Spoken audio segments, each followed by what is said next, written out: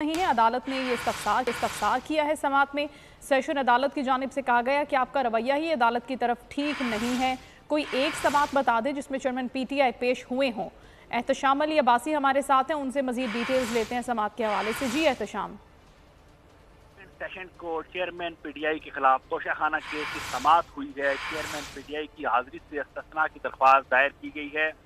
Election commission के वकील साद हसन ने इस्तिस्ना की दरख्वास्त पर एतराज उठा दिया। वकील गौर अली खान आज समाअत मुलतवी करने की दरख्वास्त दायर की है।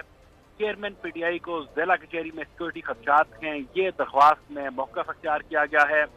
सेशन अदालत ने एक रोज में तीन दरख्वास्तों पर समाअत की है। अदालत को वकील गौर अली खान ने यह बताया, गुज़श्ता 3 रोज में एक बार भी वकील ख्वाजा आरएस अदालत पेश नहीं हुए। अदालत ने ये रिमार्क किए, अंडरटेकिंग आपने दी कि वकील ख्वाजा आरएस अदालत में पेश होंगे, लेकिन वो फिर भी पेश नहीं हुए।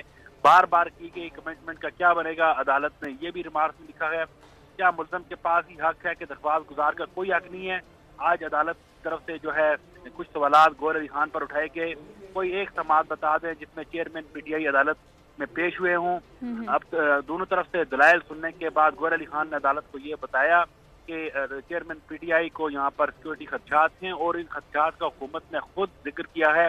तो जब कचहरी यहाँ से मुंतकिल हो जाए तो तब चेयरमैन पीटीआई पेश हो जाएंगे। अदालत की जानिब से 11:30 बजे तक समाअत मुलतवी की गई है और अदालत से ये कहा गया है, अदालत की जानिब से, कि अगर 11:30 बजे दलाइल ना दिए गए तो इलेक्शन कमीशन के वकील को सुनकर मैं फैसला कर दूंगा। तोशाखाना केस की समाअत 11:30 बजे तक मुलतवी कर दी गई है। 11:30 बजे तक अब समाअत को मुलतवी कर दिया गया है। बहुत शुक्रिया एहतशाम अली अब्बासी, अपडेट कर रहे थे।